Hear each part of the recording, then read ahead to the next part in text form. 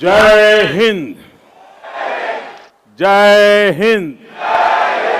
जय हिंद।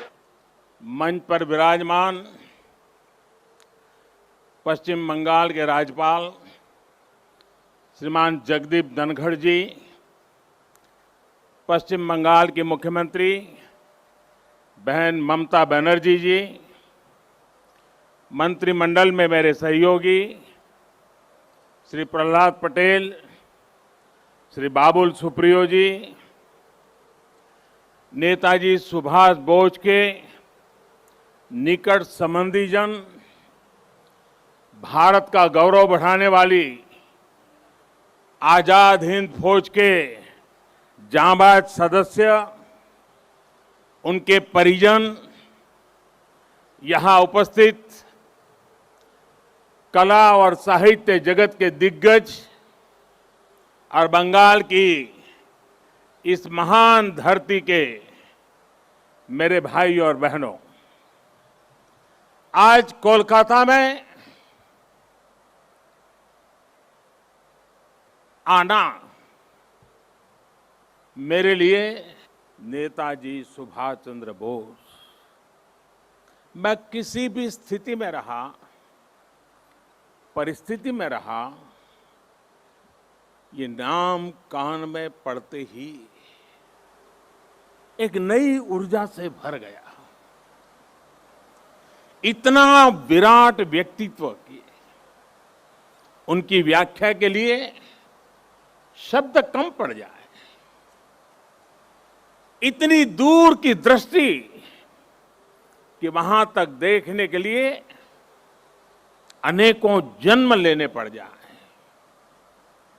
विकट से विकट परिस्थिति में भी इतना हौसला, इतना साहस कि दुनिया की बड़ी से बड़ी चुनौती ठहर न पाए। मैं आज नेताजी सुभाष चंद्र बोस के चरणों में अपना शीश झुकाता हूं, उन्हें नमन करता हूं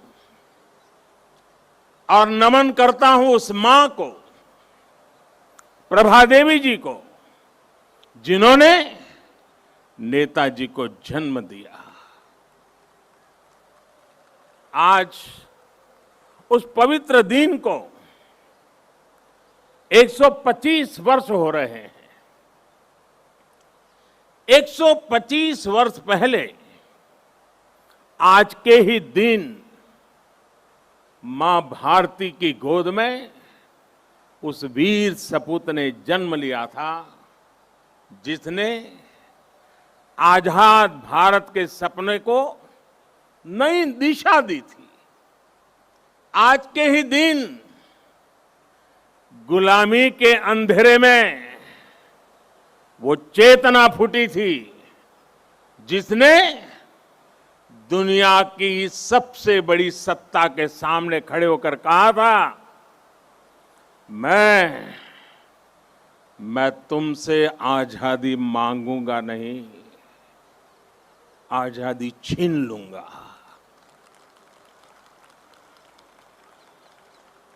आज के दिन सिर्फ नेताजी सुभाष का जन्म ही नहीं हुआ था, बल्कि आज भारत के नए आत्मगौरव का जन्म हुआ था। भारत के नए सैन्य कौशल्य का जन्म हुआ था। मैं आज नेताजी की 125वीं जन्म जयंती पर कृतज्ञ राष्ट्र की तरफ से इस महापुरुष को कोटि कोटि प्रणाम करता हूं, उन्हें सैल्यूट करता हूं। साथियों, मैं आज बालक सुभाष को नेताजी बनाने वाली, उनके जीवन को तप, त्याग और तितिक्षा से घड़ने वाली बंगाल की इस पुण्य भूमि को भी आदरपूर्वक नमन करता हूं। गुरुदेव श्री रविंद्रनाथ टैगोर, बंकिम चंद्र चट्टोपाध्याय, शरद चंद्र जैसे महापुरुषों ने इस पुण्य भूमि को राष्ट्र भक्ति की भावना से भरा है। स्वामी रामकृष्ण परमहंस, चैतन्य महाप्रभु, श्री अरबिंदो, मां शारदा, मां आनंदमयी, स्वामी विवेकानंद, श्री श्री ठाकुर अनुकूल चंद्र जैसे संतों ने इस पुण्य भूमि को वैराग्य, सेवा और आध्यात्म से अलौकिक बनाया है। ईश्वर चंद्र विद्यासागर, राजा राम मोहन राय, गुरुचंद ठाकुर, हरिश्चंद्र ठाकुर जैसे अनेक समाज सुधारक, सामाजिक सुधार के अग्रदूतों ने इस पुण्य भूमि से देश में नए सुधारों की नींव भरी है। जगदीश चंद्र बोस, पीसी रॉय, एसएन बोस, मेघनाथ शाह, अनगिनत वैज्ञानिकों ने उस पुण्य भूमि को ज्ञान विज्ञान से सींचा है। ये वही पुण्य भूमि है जिसने देश को उसका राष्ट्रगान भी दिया है और राष्ट्र गीत भी दिया है। इसी भूमि ने हमें देशबंधु चित्तरंजन दास, डॉक्टर श्यामा प्रसाद मुखर्जी और हम सभी के प्रिय भारत रत्न प्रणब मुखर्जी से साक्षात्कार कराया है। मैं इस भूमि के ऐसे लाखों लाख महान व्यक्तित्वों के चरणों में भी आज इस पवित्र दिन पर प्रणाम करता हूं। साथियों, यहां से पहले मैं भी नेशनल लाइब्रेरी गया था, जहां नेताजी की विरासत पर एक इंटरनेशनल कॉन्फ्रेंस और आर्टिस्ट कैंप का आयोजन हो रहा है। मैंने अनुभव किया, नेताजी का नाम सुनते ही हर कोई कितनी ऊर्जा से भर जाता है। नेताजी के जीवन की ऊर्जा जैसे उनके अंतर मन से जुड़ गई है। उनकी यही ऊर्जा, यही आदर्श, उनकी तपस्या, उनका त्याग देश के हर युवा है। तो हम सबका कर्तव्य है कि उनके योगदान को बार बार याद किया जाए, पीढ़ी दर पीढ़ी याद किया जाए। इसलिए देश ने तय किया है कि नेताजी की 125वीं जयंती के वर्ष को ऐतिहासिक, अभूतपूर्व भव्यता भरे आयोजनों के साथ मनाएं। आज सुबह से देश भर में इससे जुड़े कार्यक्रम हर कोने में हो रहे हैं। आज इसी क्रम में नेताजी की स्मृति में एक स्मारक सिक्का और डाक टिकट जारी किया गया है। नेताजी के पत्रों पर एक पुस्तक का विमोचन भी हुआ है। कोलकाता और बंगाल, जो उनकी कर्मभूमि रहा है, यहां नेताजी के जीवन पर एक प्रदर्शनी और प्रोजेक्शन मैपिंग शो भी आज से शुरू हो रहा है। हावड़ा से चलने वाली ट्रेन हावड़ा कालका मेल का भी नाम अब नेताजी एक्सप्रेस कर दिया गया है। देश ने यह भी तय किया है कि अब हर साल हम नेताजी की जयंती यानी 23 जनवरी को पराक्रम दिवस के रूप में मनाया करेंगे। हमारे नेताजी भारत के पराक्रम की प्रतिमूर्ति भी है और प्रेरणा भी है। आज जब इस वर्ष देश अपनी आजादी के 75 वर्ष में प्रवेश करने वाला है, जब देश आत्मनिर्भर भारत के संकल्प के साथ आगे बढ़ रहा है, तब नेताजी का जीवन, उनका हर कार्य, उनका हर फैसला हम सभी के लिए बहुत बड़ी प्रेरणा है। उनके जैसे फौलादी इरादों वाले व्यक्तित्व के लिए असंभव कुछ भी नहीं था। उन्होंने विदेश में जाकर देश से बाहर रहने वाले भारतीयों की चेतना को झकझोरा। उन्होंने आजादी के लिए आजाद हिंद फौज को मजबूत किया। उन्होंने पूरे देश से हर जाति, पंथ, हर क्षेत्र के लोगों को देश का सैनिक बनाया। उस दौर में जब दुनिया महिलाओं के सामान्य अधिकारों पर ही चर्चा कर रही थी, नेताजी ने रानी झांसी रेजिमेंट बनाकर महिलाओं को अपने साथ जोड़ा। उन्होंने फौज के सैनिकों को आधुनिक युद्ध के लिए ट्रेनिंग दी। उन्हें देश के लिए जीने का जज्बा दिया, देश के लिए मरने का मकसद दिया। नेताजी ने कहा था, भारत डाक से रोकटो डाक दिए छे रोकतो के, ओठो दांडाओ आमोदेर नोस्टो करार मतो सोमोय नोय। अर्थात भारत बुला रहा है, रक्त रक्त को आवाज दे रहा है, उठो, हमारे पास अब गंवाने के लिए समय नहीं है। साथियों, ऐसी हौसले से भरी हुंकार सिर्फ और सिर्फ नेताजी ही दे सकते थे।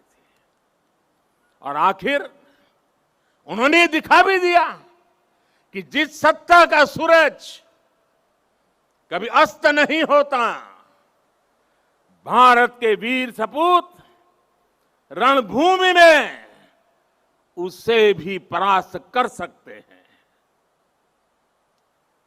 उन्होंने संकल्प लिया था, भारत की जमीन पर आजाद भारत की आजाद सरकार की नींव रखेंगे। नेताजी ने अपना ये वादा भी पूरा करके दिखाया।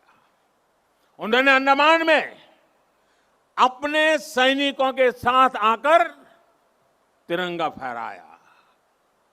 जिस जगह अंग्रेज देश के स्वतंत्रता सेनानियों को यातनाएं देते थे, काला पानी की सजा देते थे, उस जगह जाकर उन्होंने सेनानियों को अपनी श्रद्धांजलि दी थी। वो सरकार अखंड भारत की पहली आजाद सरकार थी।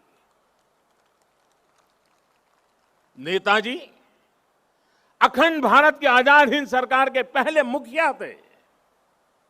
और ये मेरा सौभाग्य है कि आजादी की उस पहली झलक को सुरक्षित रखने के लिए 2018 में हमने अंडमान के उस द्वीप का नाम नेताजी सुभाष चंद्र बोस द्वीप रखा। देश की भावना को समझते हुए नेताजी से जुड़ी फाइलें भी हमारी सरकार ने सार्वजनिक की। ये हमारी ही सरकार का सौभाग्य रहा जो 26 जनवरी की परेड के दौरान आईएनए वेटरन्स परेड में शामिल हुए थे। आज यहां इस कार्यक्रम में आजाद हिंद फौज में रहे देश के वीर बेटे और बेटी भी उपस्थित है। मैं आपको फिर से प्रणाम करता हूं और कब प्रणाम करते हुए कहीं कहूंगा कि देश सदा सर्वदा आपका कृतज्ञ रहेगा, कृतज्ञ है और हमेशा रहेगा। साथियों, 2018 में ही देश ने आजाद हिंद सरकार के 75 साल को भी उतने ही धूमधाम से मनाया था। देश ने उसी साल सुभाष चंद्र बोस आपदा प्रबंधन पुरस्कार भी शुरू किए। नेताजी ने दिल्ली दूर नहीं का नारा देकर लाल किले पर झंडा फहराने का जो सपना देखा था, उनका वो सपना देश ने लाल किले पर झंडा फहराकर पूरा किया। भाई और बहनों, जब आजाद हिंद फौज की कैप मैंने लाल किले पर झंडा फहराया था, उसे मैंने अपने सर पे लगाया था, उस वक्त मेरे मन मस्तिष्क में बहुत कुछ चल रहा था। बहुत से सवाल थे, बहुत सी बातें थी, एक अलग अनुभूति थी।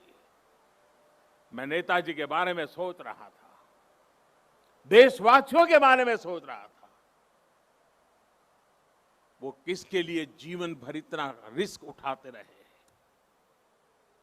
जवाब यही है, हमारे और आपके लिए। वो कई दिनों तक आमरण अनशन किसके लिए करते रहे? आपके और हमारे लिए। वो महीनों तक किसके लिए? जिसके जीवन के पीछे इतनी बड़ी अंग्रेजी हुकूमत लगी हो, वो जान हथेली पर रखकर फरार हो जाए। हफ्तों तक वो काबुल की सड़कों पर अपना जीवन दांव पर लगाकर एक एम्बेसी से दूसरी से चक्कर काट लगाता रहे। किसके लिए? हमारे और आपके लिए। विश्व युद्ध के उस माहौल में देश के बीच पल पल बदलते देशों के बीच के रिश्ते, इसके बीच क्यों वो हर देश में जाकर भारत के लिए समर्थन मांग रहे थे, ताकि भारत आजाद हो सके, हम और आप आजाद भारत में सांस ले सके। हिंदुस्तान का एक एक व्यक्ति नेताजी सुभाष बाबू का ऋणी है। 130 करोड़ से ज्यादा भारतीयों के शरीर में बहती रक्त की एक एक बूंद नेताजी सुभाष की ऋणी है। ये ऋण हम कैसे चुकाएंगे? ये ऋण क्या हम कभी चुका भी पाएंगे? साथियों, जब नेताजी सुभाष यहां कोलकाता में अपने 38/2 एल्गिन रोड के घर में कैद थे, जब उन्होंने भारत से निकलने का इरादा कर लिया था, तो उन्होंने अपने भतीजे शिशिर को बुलाकर कहा था, अमार एकता काज कोरते पारबेगा? अमार एकता काज कोरते पारबे? क्या मेरा एक काम कर सकते हो? इसके बाद शिशिर जी ने वो किया जो भारत की आजादी की सबसे बड़ी वजहों में से एक बना। नेताजी ये देख रहे थे कि विश्व युद्ध के माहौल में अंग्रेजी हुकूमत को अगर बाहर से चोट पहुंचाई जाए तो उसे दर्द सब अंग्रेजों की ताकत कम पड़ती जाएगी, भारत पर उनकी पकड़ कम पड़ती जाएगी। ये था उनका विजन। इतनी दूर देख रहे थे वो। मैं कहीं पढ़ रहा था कि इसी समय उन्होंने अपनी भतीजी इला को दक्षिणेश्वर मंदिर भी भेजा था कि मां का आशीर्वाद ले आओ। वो देश से तुरंत बाहर निकलना चाहते थे। देश के बाहर जो भारत समर्थक शक्तियां हैं उन्हें एकजुट करना चाहते थे। इसलिए उन्होंने युवा शिशिर से कहा था अमार एकता काज कोरते पारबे, क्या मेरा एक काम कर सकते हो। साथियों, आज हर भारतीय अपने दिल पर हाथ रखे, नेताजी सुभाष बाबू को महसूस करे, तो उसे फिर से ये सवाल सुनाई देगा, अमार एकता काज कोरते पारबे, क्या मेरा एक काम कर सकते हो। ये काम, ये काज, ये लक्ष्य आज भारत को आत्मनिर्भर बनाने का है। देश का जन जन, देश का हर क्षेत्र, देश का हर व्यक्ति इससे जुड़ा है। नेताजी ने कहा था, पुरुष अर्थो एवं उपकरण निजे राय विजयबा স্বাধীনতা আনতে পারে না। আমাদের অবশ্যই সেই উদ্দেশ্য সকিত থাকতে হবে যা আমাদের সাহসিক কাজ এবং वीर तपुरना शासने उद्बुद्ध करबे, यानी हमारे पास वो उद्देश्य और शक्ति होनी चाहिए जो हमें साहस और वीरतापूर्ण तरीके से शासन करने के लिए प्रेरित करे। आज हमारे पास उद्देश्य भी है, शक्ति भी है। आत्मनिर्भर भारत का हमारा लक्ष्य आज আমাদের কেবল একটি ইচ্ছা থাকা উচিত। ভারতে ইচ্ছুক যাতে ভারতে बांटते पारे, यानी हमारी एक इच्छा होनी चाहिए कि हमारा भारत बच पाए, भारत आगे बढ़े। हमारा भी एक ही लक्ष्य है, अपना खून पसीना बहाकर देश के लिए जिए, अपने परिश्रम से, अपने इनोवेशन से देश को आत्मनिर्भर बनाए। नेताजी कहते थे, निजेर प्रोति सात होले सारे, विक्षेर प्रोति केऊ असोध होते पारबे ना। अर्थात अगर आप खुद के लिए सच्चे हैं तो आप दुनिया के लिए गलत नहीं हो सकते। हमें दुनिया के लिए बेहतरीन क्वालिटी के प्रोडक्ट बनाने होंगे, कुछ भी कमतर नहीं, जीरो डिफेक्ट जीरो इफेक्ट वाले प्रोडक्ट। नेताजी ने हमें कहा था, स्वाधीन भारतेर स्वप्ने कोनो दिन आस्था हारियो ना, बिस्से एमुन कोनो शक्ति नहीं जे भारतों के पराधीनानंतर श्रृंखलाए बेगे राखते समर्थ होबे। यानी आजाद भारत के सपने में कभी भरोसा मत खोइए। दुनिया में ऐसी कोई ताकत नहीं है जो भारत को बांध करके रख सके। वाकई दुनिया में ऐसी कोई ताकत नहीं है जो 130 करोड़ देशवासियों को, अपने भारत को आत्मनिर्भर भारत बनाने से रोक सके। साथियों, नेताजी सुभाष चंद्र बोस गरीबी को, अशिक्षा को, बीमारी को देश की सबसे बड़ी समस्याओं में गिनते थे। सुभाष बाबू कहते थे, आमादेर सबसे बड़ो जातीय समस्या होलो दारिद्र्य असी कखा रोग वैज्ञानिक उत्पादन। जे समस्यार समाधान होबे केवल मात्र सामाजिक भावना चिंता द्वारा।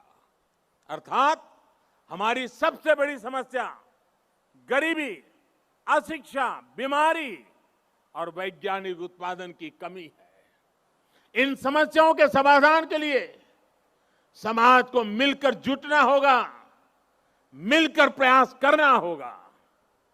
मुझे संतोष है कि आज देश पीड़ित, शोषित, वंचित को, अपने किसान को, देश की महिलाओं को सशक्त करने के लिए दिन रात एक कर रहा है।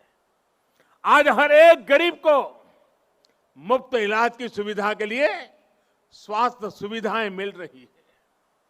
देश के किसानों को बीज से बाजार तक आधुनिक सुविधाएं दी जा रही हैं। खेती पर होने वाला उनका खर्च कम करने का प्रयास किया जा रहा है।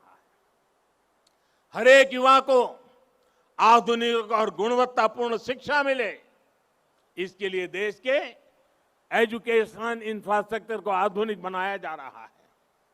बड़ी संख्या में देश भारत में एम्स, आईआईटीज और आईआईएम्स जैसे बड़े संस्थान खोले गए हैं।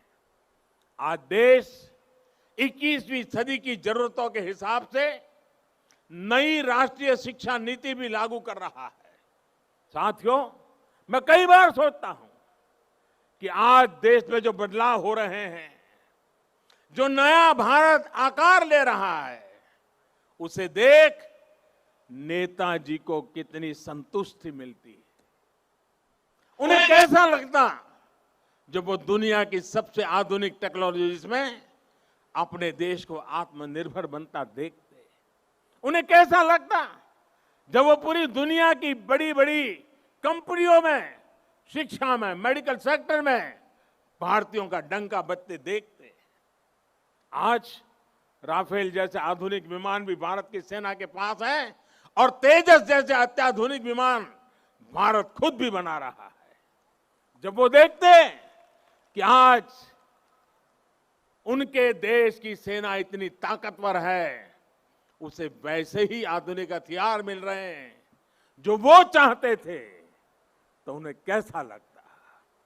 आज अगर नेताजी ये देखते कि उनका भारत इतनी बड़ी महामारी से इतनी ताकत से लड़ा है, आज उनका भारत वैक्सीन जैसे आधुनिक वैज्ञानिक समाधान खुद तैयार कर रहा है, तो नेताजी क्या सोचते। जब वो देखते कि भारत वैक्सीन देकर दुनिया के दूसरे देशों की मदद भी कर रहा है, तो उन्हें कितना गर्व होता। नेताजी जिस स्वरूप में हमें देख रहे हैं, हमें आशीर्वाद दे रहे हैं, अपना स्नेह दे रहे हैं, जिस सशक्त भारत की उन्होंने कल्पना की थी, आज एलएसी से लेकर के एलओसी तक भारत का यही अवतार दुनिया देख रही है। जहां कहीं से भी भारत की संप्रभुता को चुनौती देने की कोशिश की गई, भारत आज मुंह तोड़ जवाब दे रहा है। साथियों, नेताजी के बारे में बोलने के लिए इतना कुछ है कि बात करते करते रातों की रातों बीत जाए। नेताजी जैसे महान व्यक्तित्वों के जीवन से हम सबको और खासकर युवाओं को बहुत कुछ सीखने को मिलता है। लेकिन एक और बात जो मुझे बहुत प्रभावित करती है, वो है अपने लक्ष्य के लिए अनवरत प्रयास। विश्व युद्ध के समय पर सहयोगियों को जो बात कही थी, उसका भाव यही था कि दूसरे देशों ने सरेंडर किया होगा, हमने नहीं। अपने संकल्पों को सिद्धि तक ले जाने की उनकी क्षमता अद्वितीय थी। वो अपने साथ भगवत गीता रखते थे, उनसे प्रेरणा पाते थे।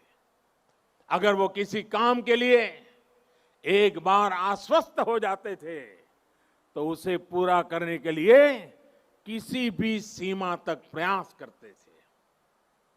उन्होंने हमें ये बात सिखाई है कि अगर कोई विचार बहुत सरल नहीं है, साधारण नहीं है, अगर इसमें कठिनाइयां भी है, तो भी कुछ नया करने से डरना नहीं चाहिए। अगर आप किसी चीज में भरोसा करते हैं, तो आपको उसे प्रारंभ करने का साहस दिखाना ही चाहिए। एक बार को ये लग सकता है कि आप धारा के विपरीत बह रहे हैं, लेकिन अगर आपका लक्ष्य पवित्र है तो इसमें भी हिचकना नहीं चाहिए। उन्होंने ये करके दिखाया कि आप अगर अपने दूरगामी लक्ष्यों के लिए समर्पित है तो सफलता आपको मिलनी ही मिलनी है। साथियों, नेताजी सुभाष आत्मनिर्भर भारत के सपने के साथ ही सोनार बांग्ला की भी सबसे बड़ी प्रेरणा है। जो भूमिका नेताजी ने देश की आजादी में निभाई थी, आज वही भूमिका पश्चिम बंगाल को आत्मनिर्भर भारत अभियान में निभानी है। आत्मनिर्भर भारत अभियान का नेतृत्व आत्मनिर्भर बंगाल और सोनार बांग्ला को भी करना है। बंगाल आगे आए, अपने गौरव को और बढ़ाए, देश के गौरव को और बढ़ाए। नेताजी की तरह ही हमें भी अपने संकल्पों की प्राप्ति तक अब रुकना नहीं है। आप सभी अपने प्रयासों में, संकल्पों में सफल हो। इन्हीं शुभकामनाओं के साथ आज के इस पवित्र दिवस पर, इस पवित्र धरती पर आकर के आप सबके आशीर्वाद लेकर के नेताजी के सपनों को पूरा करने का हम संकल्प करके आगे बढ़े। इसी एक भावना के साथ मैं आप सबका बहुत बहुत धन्यवाद करता हूं। जय हिंद, जय हिंद, जय हिंद। बहुत बहुत धन्यवाद।